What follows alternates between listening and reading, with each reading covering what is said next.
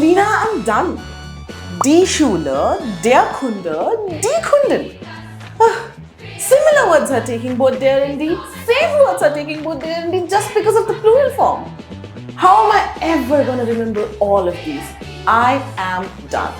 Oh, stop, calm down. Not that drama again. We've been through this. So I know that there are no general rules, which can be difficult, but there are some guidelines. Seasons, days of the week, time of the day are masculine, so der. Fruits and numbers are feminine, so die. Materials, colors and alphabets are das, so neutral. Okay, but what about the other words? Well, certain word endings can also help you identify the gender of a noun. I've put these along with other guidelines in a cheat sheet. So just for you, comment cheat sheet and get a free copy.